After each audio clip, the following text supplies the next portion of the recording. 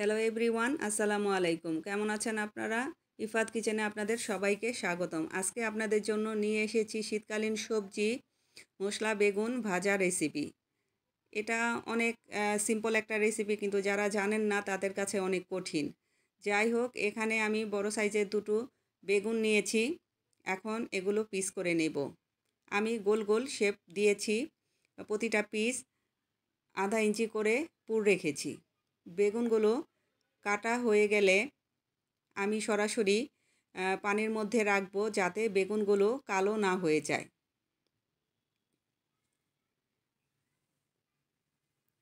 এখন বেগুনগুলো ভালোভাবে পরিষ্কার করে ধুয়ে নেব। ধুয়ে পানি ঝরিয়ে কিছু মশলা অ্যাড করব। 1 চা চামচ লবণ, আধা চা চামচ করে হলুদ, মরিচ, জিরা, ধনিয়ার গুঁড়া অ্যাড করব। সাথে 1 চা চামচ আদা রসুনের পেস্ট দিয়ে ভালোভাবে মশলাটা মাখিয়ে নেব। আমি সাধারণত এইভাবেই বেগুন ভাজি করে থাকি। অনেকে অনেকভাবে করেন, তাতে কোনো সমস্যা নেই। আমার কাছে এভাবে করলেই মনে হয় বেশি টেস্ট হয়। আপনারা বাসায় ট্রাই করে দেখতে পারেন। আশা করি আপনাদের অনেক ভালো লাগবে। মশলাটা মাখানো হয়ে গেলে এক সাইডে রেখে আমি চুলায় একটা প্যান বসিয়ে পরিমাণ মতো তেল দিয়ে তেলটা গরম করে নেব। আমি বেগুনগুলো আগে ভাজবো না, আগে বেরেস্তাটা ভেজে নেব। বেগুনটা যদি আমি আগে ভেজে নেই তাহলে বেগুনটা ঠান্ডা হয়ে যাবে, নেতিয়ে যাবে, দেখতে বা খেতে কোনোটাই ভালো লাগবে না। এখন উল্টে পাল্টে আমি পেঁয়াজটা সুন্দর করে ব্রাউন কালার করে ভেজে নেব। একই সাথে আমি 5-6টা শুকনা মরিচও সাথে ভেজে নেব।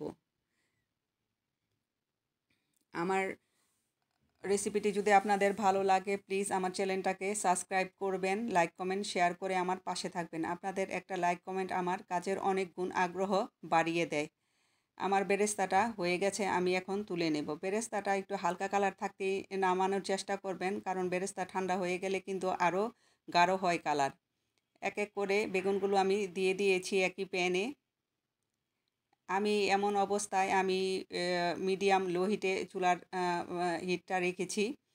ব্রাউন কালার করে উল্টে পাল্টে বেগুনগুলো ভেজে নিতে হবে।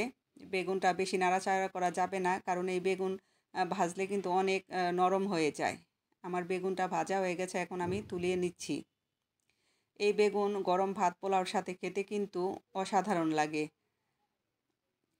আরেক বেশ বেগুন আমার প্রায় ভাজা হয়ে গেছে। এখন আমি তুলে একটা প্লেটে সুন্দর করে সাজিয়ে নেব।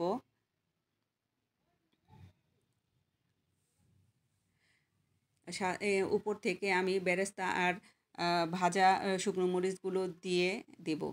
দেখেন কতটা সুন্দর আর লোভনীয় হয়েছে, আর খেতে তো মাশাল্লাহ অনেক মজা হবে। যাই হোক, ভালো থাকবেন, সুস্থ থাকবেন, আমার জন্য দোয়া করবেন। দেখা হবে নেক্সট কোনো রেসিপিতে। আল্লাহ হাফেজ।